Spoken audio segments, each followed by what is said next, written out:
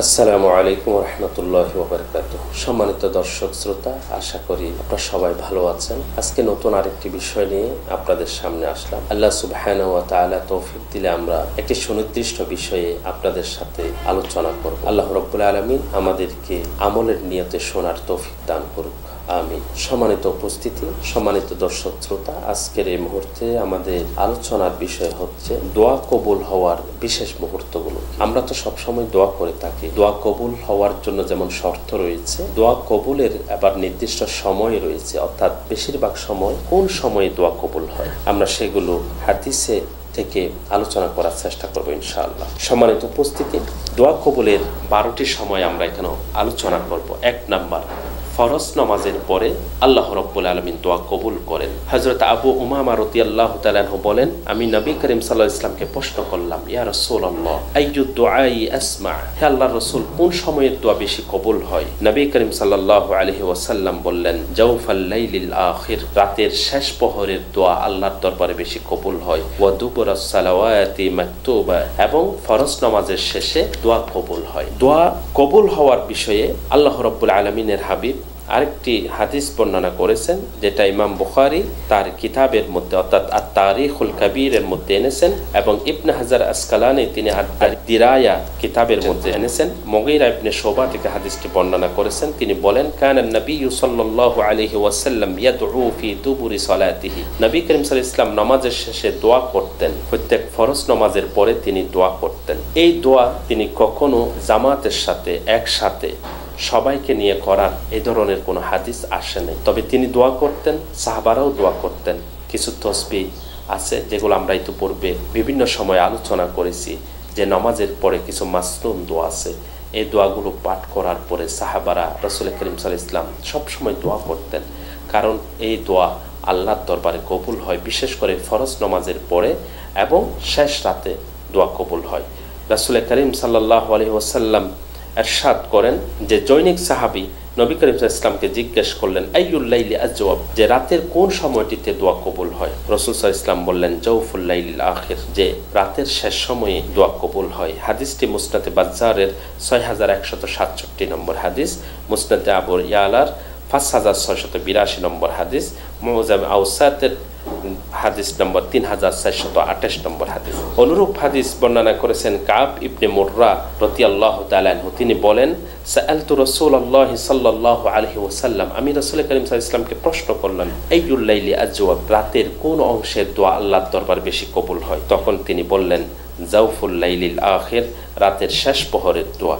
হাদিসটি এসেছে মুসনাদ আহমদে 18896 নম্বর হাদিস। সুতরাং আমরা দুইটি সময় পেলাম, যে ফরজ নামাজের পরে এবং রাতের শেষ অংশে আল্লাহর দরবারে দোয়া করলে আল্লাহ তো দোয়া কবুল করেন। রাসূল সাল্লাল্লাহু আলাইহি ওয়াসাল্লামের মাধ্যমে আমরা এই সংবাদ পেলাম। সুতরাং আমরা এই সময়গুলোতে বেশি বেশি দোয়া করার চেষ্টা করব। এরপরে রাতে যখন কোনো মানুষের ঘুম ভেঙে যায়, তখন যদি কিছু সুনির্দিষ্ট বাক্য উচ্চারণ করে আল্লাহর কাছে দোয়া করে, সুনির্দিষ্ট জিকির তাসবিহগুলো পাঠ করার পরে যদি আল্লাহর কাছে দোয়া করে, আল্লাহ অবশ্যই দোয়া কবুল করবেন।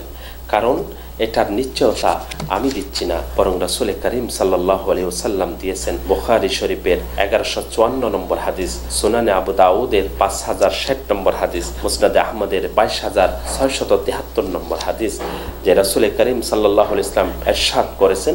আমরা হাদিসটি পেয়েছি বর্ণনাকারী উবাদা ইবনে সামিতের মাধ্যমে রাদিয়াল্লাহু তাআলা আনহুর মাধ্যমে। তিনি বলেন, মান তাআররা মিনাল লাইল, কোন মানুষের যদি রাতে হঠাৎ করে ঘুম ভেঙে গেল, আমাদের অনেকের হয় হঠাৎ করে রাতে ঘুম ভেঙে যায়, এমন সময় আপনি উঠে বসলেন, এরপরে বললেন, লা ইলাহা ইল্লাল্লাহু ওয়াহদাহু লা শারীকা লাহু লাহুল মুলকু ওয়া লাহুল হামদ ওয়া হুয়া আলা কুল্লি শাইইন কাদির, আলহামদুলিল্লাহ ওয়া সুবহানাল্লাহ ওয়া লা ইলাহা ইল্লাল্লাহ ওয়াল্লাহু আকবার ওয়ালা হাওলা ওয়ালা কুওয়াতা ইল্লা বিল্লাহ। এতটুকুন পড়ার পরে আপনি বললেন, আল্লাহুম্মা গফিরলি, আল্লাহ আমাকে মাফ করে দাও। আও দাআ, অথবা যে কোনো দোয়া করলেন, উস্তুজিবা লাহু, তাহলে আপনার দোয়া আল্লাহ কবুল করবেন। আল্লাহ রাসূল বলতেছেন, তাহলে তার দোয়া আল্লাহ কবুল করবেন। ফা ইন তাওয়াদ্দা, এরপরে যদি সে ওযু করে, ওয়া সাল্লা, এবং যদি নামাজ পড়ে, কবিলাত সালাতুহু, তাহলে তার নামাজও কবুল করা হবে। আমরা তো নামাজ পড়ি, আসলে কার নামাজ কবুল হচ্ছে আমরা কেউ জানি না। কিন্তু আল্লাহর নবী বললেন যে রাতের শেষ প্রহরে বা রাতের মধ্যখানে যদি কারো ঘুম ভেঙে যায়, ঘুম ভেঙে যাওয়ার পরে যদি এই দোয়াটা আমরা পড়তে পারি, তাসবিহগুলো যদি আমরা পাঠ করতে পারি,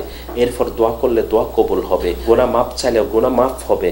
এবং এই দোয়াগুলো পড়ার পরে কেউ যদি ওযু করে নামাজ পড়ে তাহলে ওই নামাজও আল্লাহ রাব্বুল আলামিন কবুল করে নেবেন। এরপরে আজানের সময় যেমন হযরত সাহাল ইবনে সাদ রাদিয়াল্লাহু তাআলা বর্ণনা করেন, নবী করিম সাল্লাল্লাহু আলাইহি ওয়াসাল্লাম ইরশাদ করেন, সিনতানি লা তুরাদ্দান, যে দুই সময়ের দোয়াকে ফেরত দেয়া হয় না, আও কাল্লামা তুরাদ্দান, অথবা ফেরত দেয়া হলেও খুব কম সময়ে দোয়া ফেরত দেয়া হয়, কিন্তু বেশিরভাগ সময় এই সময় দুইটি সময়ে দোয়া অবশ্যই আল্লাহ কবুল করেন। কোন সময়? আদ-দুআউ ইনদান নিদা, যখন আজান হবে, আজান চলতেছে, আপনি যদি দোয়া করেন অথবা আজানের পরে যদি দোয়া করেন অবশ্যই আল্লাহ দোয়া কবুল করবেন। ওয়া ইনদাল বাসি হিনা ইয়ালহামু বা'দুহুম বা'দান, এবং জিহাদের সময় যখন তুমুল লড়াই হয়, একেবারে পরস্পর সামনাসামনি লড়াই হচ্ছে, প্রচন্ড লড়াই, এই সময় কোনো মুজাহিদ যদি অন্তরের ভিতরে তার কোনো দোয়া আল্লাহর কাছে করে অবশ্যই আল্লাহ অন্তর্যামী। আল্লাহ রাব্বুল আলামিনের হাবিব বলেন অবশ্যই তার দোয়া কবুল হবে। হাদিসটি এসেছে আবু দাউদ শরীফের 2540 নম্বর হাদিস, সহিহ ইবনে হুযাইমার মধ্যে এসেছে 419 নম্বর হাদিস, সহিহ ইবনে হিব্বানের 1720 নম্বর হাদিস। আনাস রাদিয়াল্লাহু তাআলা আনহু আরেকটি হাদিস বর্ণনা করেন, যে হাদিসটি মুসনাদে আবু দাউদের মধ্যে এসেছে এবং মুসনাদে আবু ইয়ালার মধ্যে এসেছে 4072 নম্বর হাদিস, যে রাসূল করিম সাল্লাল্লাহু আলাইহি ওয়াসাল্লাম ইরশাদ করেন, ইদা নুদিয়া বিস-সালাত, যখন নামাজের জন্য ডাকা হয়, ফুতিহাত আবওয়াবুস সামা, তখন আসমানের দরজাগুলোকে আল্লাহ রাব্বুল আলামিন খুলে দেন, ওয়াস্তুজিবু দুআ, এবং যে দোয়া করা হবে তখন সমস্ত দোয়া আল্লাহ রাব্বুল আলামিন কবুল করে নেবেন। আমরা আরেকটি হাদিস পাই মুসনাদ আহমদের 14730 নম্বর হাদিস, সহিহুত তারগিবের 260 নম্বর হাদিস, হাদিসটি সনদ সহিহ। রাসূল করিম সাল্লাল্লাহু আলাইহি ওয়াসাল্লাম ইরশাদ করেন, ইদা সুউইবা বিস-সালাত, যখন নামাজের জন্য আহ্বান করা হয়, ফুতিহাত আবওয়াবুস সামা, আসমানের দরজাগুলোকে খুলে দেয়া হয়, ওয়াস্তুজিবা দুআ, এবং আল্লাহ রাব্বুল আলামিন দোয়াকে কবুল করে নেন কোন বান্দা যদি সময় দোয়া করেন। এরপর আজানের জবাব দেওয়ার পরে, আজানের নির্দিষ্ট সুনির্দিষ্ট জবাব আছে, এই জবাব দেওয়ার পরেও যদি কেউ দোয়া করে আল্লাহ রাব্বুল আলামিন তার দোয়া কবুল করে নেবেন। যেমন আজানের জবাব দেওয়া তথা মুয়াজ্জিনের সাথে সাথে আজানের কালেমাগুলোকে উচ্চারণ করা। আজানের জবাব দেওয়ার পর এর একটি ফজিলত হচ্ছে, যেটা আব্দুল্লাহ ইবনে আমর রাদিয়াল্লাহু তাআলা আনহু বর্ণনা করেছেন, হাদিসটি সুনানে আবু দাউদ শরীফের 524 নম্বর হাদিস, যে আব্দুল্লাহ ইবনে আমর রাদিয়াল্লাহু তাআলা আনহু বর্ণনা করেন, আন্না রাজুলান ক্বাল, যে নিশ্চয় একজন মানুষ যিনি বললেন, ইয়া রাসূলুল্লাহ, হে আল্লাহর রাসূল, ইন্নাল মুআজ্জিনিনা ইয়াফদুলুনানা, মুয়াজ্জিনরা আজান দিয়ে আমাদের চেয়ে ফজিলতের দিক দিয়ে অনেক অগ্রগামী হয়ে যাচ্ছে। ফাকালা রাসূলুল্লাহ সাল্লাল্লাহু আলাইহি ওয়াসাল্লাম, আল্লাহর রাসূল বললেন, কুল কামা ইয়াকুলুনা, সে আজানের মধ্যে যা বলে মুয়াজ্জিন তুমিও সেগুলো পড়ো এবং বলো। ফাইদান তাহাইতা, যখন আজান শেষ হবে, অর্থাৎ দোয়া পড়া জবাব দেওয়া তোমার যখন শেষ হবে, ফাসাল, তখন আল্লাহর কাছে তুমি প্রার্থনা করো, চাও, তুতা, যদি তুমি যা চাইবে সেটা আল্লাহ রাব্বুল আলামিন তোমাকে দান করবেন। সম্মানিত দর্শক শ্রোতা, আমরা চেষ্টা করব আল্লাহ রাব্বুল আলামিনের হাবিব বিশ্বনবী মুহাম্মদ মুস্তাফা সাল্লাল্লাহু আলাইহি ওয়াসাল্লাম আমাদেরকে যেভাবে দোয়া করার জন্য শিখিয়ে দিয়েছেন, যে সময়ে দোয়া করার জন্য শিখিয়ে দিয়েছেন, সেভাবে আমল করার। আজানের পরে, আজানের সময় আমরা আজানের জবাব দেওয়ার চেষ্টা করব, এরপরে আমরা দোয়াগুলো পড়ব, এরপরে আমরা আল্লাহর কাছে প্রার্থনা করব, আল্লাহ নিশ্চয়ই আমাদের দোয়াকে কবুল করবেন। এরপর আরেকটি সময় হচ্ছে আজান ও ইকামতের মধ্যবর্তী সময়, এই সময়ে দোয়া কবুল হয়। হযরত আনাস ইবনে মালিক রাদিয়াল্লাহু তাআলা আনহু বর্ণনা করেন, নবী করিম সাল্লাল্লাহু আলাইহি ওয়াসাল্লাম ইরশাদ করেছেন, ইন্না দুআ লা ইয়ারুদ্দু বাইনাল আযান ওয়াল ইকামাতি ফাদউ, আজান এবং ইকামতের সময় মাঝামাঝি, আজান এবং ইকামত এই দুইটার মাঝখানে দোয়া করাকে আল্লাহ রাব্বুল আলামিন ফিরিয়ে দেন না, অর্থাৎ ওই সময় দোয়া কবুল হয়। মুসান্নাফে ইবনে আবি শাইবার হাদিস নম্বর 8552 নম্বর, মুসনাদ আহমদের 12548 নম্বর, সহিহ ইবনে খুজাইমার হাদিস নম্বর 425, সহিহ ইবনে হিব্বানের 1696 নম্বর হাদিস। এরপর জিহাদের সময় যখন তুমুল লড়াই চলতে থাকে, আমরা পূর্বেও একটি হাদিস বলেছি, আরেকটি হাদিস যেখানে আল্লাহর নবী হযরত মুহাম্মদ সাল্লাল্লাহু আলাইহি ওয়াসাল্লাম বর্ণনা করেছেন, যেটা তাবরানীর 489 নম্বর হাদিস, সহিহ ইবনে হিব্বানের 1720 এবং 1764 নম্বর হাদিস। হাদিসের হাদিসের মধ্যে রাসূল করিম সাল্লাল্লাহু আলাইহি ওয়াসাল্লাম বর্ণনা করেন, সাআতানি তুফতাহু ফীহিমা আবওয়াবুস সামাই ওয়া ইউস্তাজাবু ফীহিমা আদ-দুআ। আল্লাহ রাব্বুল আলামিনের হাবিব বলেন যে দুইটি সময় এমন আছে যে দুইটি সময় আসমানের দরজাগুলোকে খুলে দেয়া হয় এবং ওই দুইটি সময়ে দোয়া আল্লাহ কবুল করেন। মানুষ যখন, বান্দা যখন, ইমানদার যখন দোয়া করবে, সেই দোয়া আল্লাহ কবুল করবেন। আর দুআউ ইনদাল আযান বিস-সালাত, নামাজের জন্য যখন আযান দেয়া হয় তখন আসমানের দরজা খোলা হবে, ওই সময় কেউ যদি দোয়া করে সে দোয়া কবুল করা হবে। ওয়া ইনদাস সাফফি ফি সাবিলিল্লাহ, এবং জিহাদের ময়দানে সারিবদ্ধভাবে যখন মুজাহিদরা দাঁড়ায় তখনও যদি কেউ দোয়া করে সে দোয়া আল্লাহ রাব্বুল আলামিন কবুল করবেন। এরপরে সিজদারত অবস্থায় যদি কেউ দোয়া করে সে দোয়া আল্লাহ কবুল করবেন। হাদিসটি আবু হুরায়রা রাদিয়াল্লাহু তাআলা আনহু বর্ণনা করেছেন, মুসলিম শরীফের 482 নম্বর হাদিস, সুনানে আবু দাউদের 875 এবং সুনানে নাসাইর 1160। একই ধরনের আরেকটি হাদিস যেটা আব্দুল্লাহ ইবনে আব্বাস রাদিয়াল্লাহু তাআলা আনহু বর্ণনা করেছেন, হাদিসটি মুসলিম শরীফের 479 নম্বর হাদিস, সুনানে আবু দাউদ শরীফের 876 নম্বর হাদিস, যেখানে রাসূল করিম সাল্লাল্লাহু আলাইহি ওয়াসাল্লাম ইরশাদ করেন, আলা ওয়া ইন্নী নুহিতু আন আকরাআল কুরআন রাকিআন আও সাজিদান। শুনে রাখো হে আমার উম্মতেরা, আমাকে রুকু এবং সিজদায় কোরআন পড়তে নিষেধ করা হয়েছে। ফা আম্মার রুকুউ ফাআযিমু ফীহি রাব্ব আযজা ওয়া জাল, সুতরাং রুকুতে তোমরা রবের সম্মান সূচক যে তাসবিহগুলো রয়েছে সে তাসবিহগুলো তোমরা পাঠ করো। ওয়া আম্মাস সুজুদ, এবং সিজদার মধ্যে ফাস্তাহিদু ফিদ দুআ, বেশি বেশি করে দোয়া করো। ফাকামিনুন আন ইউস্তাজাবা লাকুম, কারণ ওই সময় দোয়া কবুল হওয়ার অধিক উপযুক্ত সময়, অর্থাৎ সিজদার মধ্যে দোয়া করলে আল্লাহ রাব্বুল আলামিন সে দোয়া কবুল করে। এরপরে মুসাফির অবস্থায় অথবা রোজাদার অবস্থায় যদি কেউ দোয়া করে সে দোয়াও আল্লাহ রাব্বুল আলামিন কবুল করেন। রাসূল করিম সাল্লাল্লাহু আলাইহি ওয়াসাল্লাম ইরশাদ করেন, বাইহাকির 6619 নম্বর হাদিস, আল হাদিসুল মুখতারা, এই হাদিস নাম্বার 2057 নম্বর, যে সালাসু দাওয়াতিন লা তুরাদ, আল্লাহর নবী ইরশাদ করেন 3 সময়ের দোয়া বা 3 জনের দোয়াকে আল্লাহ ফেরত দেন না। দাওয়াতুল ওয়ালিদ, একজন বাবার দোয়া, যে বাবা তার সন্তানের জন্য দোয়া করেন। ওয়া দাওয়াতুস সাইম, এবং একজন রোজাদারের দোয়া, রোজা রাখা অবস্থায় যিনি দোয়া করলে আল্লাহ রাব্বুল আলামিন দোয়া কবুল করেন। ওয়া দাওয়াতুল মুসাফির, মুসাফির অবস্থায় যদি কেউ দোয়া করে সে দোয়াও আল্লাহ রাব্বুল আলামিন কবুল করেন। এরপরে মজলুম অবস্থায় যদি কেউ দোয়া করে, মজলুম জুলুমের শিকার হয়েছেন এমন বান্দারা যদি দোয়া করে, তাহলে সেই দোয়া আজ হোক, কাল হোক, দীর্ঘ 10 বছর পরে হোক, 15 বছর পরে হোক, 20 বছর পরে হোক, সে দোয়া অবশ্যই আল্লাহ রাব্বুল আলামিন কবুল করবেন। মুসনাদ আহমদের 7501 নম্বর হাদিস, আবু দাউদ শরীফের 1536 নম্বর হাদিস, তিরমিজি শরীফের 1905 নম্বর হাদিস, ইবনে মাজার 3862 নম্বর হাদিস, রাসূল করিম সাল্লাল্লাহু আলাইহি ওয়াসাল্লাম ইরশাদ করেন, সালাসু দাওয়াতিন মুস্তাজাবাত, যে 3 জনের দোয়া কবুল হয় এমন, যে 3 জন দোয়া করলে অবশ্যই আল্লাহ রাব্বুল আলামিন কবুল করবেন। এরপরে বললেন লা শাক্কা ফিহিন্না, এতে কোনো সন্দেহ নেই। আল্লাহর নবী বললেন এই 3 জন দোয়া করলে অবশ্যই দোয়া কবুল হবে, এতে কোনো সন্দেহ নাই। দাওয়াতুল ওয়ালিদ, বাবা যখন তার সন্তানের জন্য দোয়া করবেন, আজ হোক কাল হোক, সে দোয়া অবশ্যই কবুল হবে। তবে শর্ত রয়েছে, ঈমানের সাথে, ইখলাসের সাথে, হালাল রুজি রোজগার, হালাল খাবার খেয়ে দোয়া করতে হবে। ওয়া দাওয়াতুল মুসাফির, মুসাফির অবস্থায় কেউ দোয়া করলে সে দোয়াও কবুল হবে। ওয়া দাওয়াতুল মাজলুম, মাজলুম যদি দোয়া করে তাহলে অবশ্যই সে দোয়া আল্লাহ রাব্বুল আলামিন কবুল করবেন, সেটাতে কোনো ধরনের সন্দেহ নেই। এরপর রাসূল সাল্লাল্লাহু আলাইহি ওয়াসাল্লাম বললেন, জুমার দিনে বিশেষ মুহূর্ত রয়েছে যে সময়ে দোয়া করলে আল্লাহ রাব্বুল আলামিন সে দোয়া কবুল করে নেবেন। আবু হুরায়রা রাদিয়াল্লাহু তাআলা হাদিসটি বর্ণনা করেছেন। হাদিসটি এসেছে বুখারী শরীফের 935 নম্বর এবং মুসলিম শরীফের 853 নম্বর হাদিস।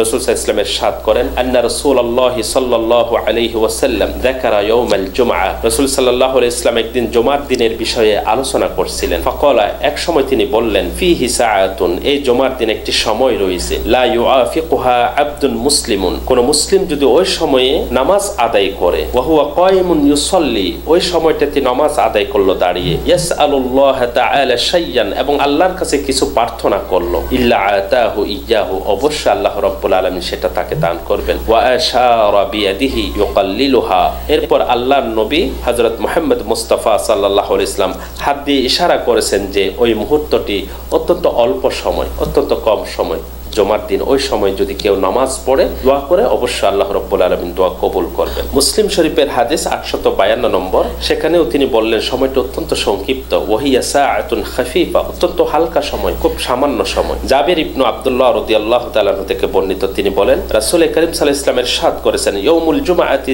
12 সাআতা, জুমার দিনকে 12 ভাগে ভাগ করা হয় এবং এর মধ্যে এমন একটি সময় রয়েছে, ওয়ালা ইউজাদু আবদুন মুসলিমুন ইয়াসআলুল্লাহ শাইআন ইল্লা আতাহুল্লাহ, ওই সময়ে যদি আল্লাহর কোন বান্দা যদি দোয়া করে, কোন মুসলিম বান্দা, অবশ্যই আল্লাহ রাব্বুল আলামিন সেই দোয়া কবুল করবেন। ফালতামিসুহা আখিরাস সাআতি বা'দাল আসর, আর তোমরা সেই সময়টি অনুসন্ধান করো আসরের পরে, অর্থাৎ জুমার দিনের আসরের পরের শেষ অংশটুকুতে তোমরা ওই দোয়া করো, ওই দোয়া আল্লাহ রাব্বুল আলামিন কবুল করবেন। হাদিসটি মুস্তাদরাকে হাকিমের 1032 নম্বর, সুনানে আবু দাউদ শরীফের 1048 নম্বর, সুনানে নাসাইর 1389 নম্বর হাদিস।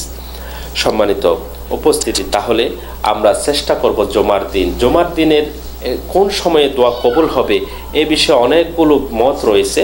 যেমন ইবনে হাজার আসকালানি রাদিয়াল্লাহু তাআলা রাহমাতুল্লাহ আলাইহি, তিনি তার কিতাব ফাতহুল বারের 2য় খণ্ডের মধ্যে এই বিষয়ে প্রায় 43টি মত উল্লেখ করেছেন। এই মতগুলোর মধ্যে বিশুদ্ধতম 2টি মত হচ্ছে, খতিব যখন খুতবা দেওয়ার জন্য মিম্বরে ওঠার পর থেকে নামাজ শেষ করা পর্যন্ত এই সময় দোয়া কবুল হবে। আবু মুসা আশআরী রাদিয়াল্লাহু তাআলা আনহুর হাদিসে এই বিষয়টি উল্লেখ রয়েছে। আর আসরের নামাজের পর থেকে সূর্যাস্ত হওয়ার পূর্ব পর্যন্ত এই সময় দোয়া কবুল হবে, এটা এসেছে আব্দুল্লাহ ইবনে সালাম রাদিয়াল্লাহু তাআলা আনহুর হাদিস থেকে। সুতরাং আমরা এই 2 সময়ই দোয়া বেশি বেশি আল্লাহর দরবারে দোয়া করার জন্য চেষ্টা করব, কারণ ওই সময় দোয়া কবুল হবে ইনশাআল্লাহ। এরপরে একজন মুমিন মুসলমান যখন আরেকজন মুসলমান ভাইয়ের জন্য দোয়া করেন, তখন আল্লাহ রাব্বুল আলামিন তার নিজের জন্য সেটা কবুল করে নেন। অর্থাৎ আমি যদি দোয়া করি অপর ভাইয়ের জন্য, তাহলে আমার জন্য আল্লাহ রাব্বুল আলামিন সে দোয়া কবুল করবেন।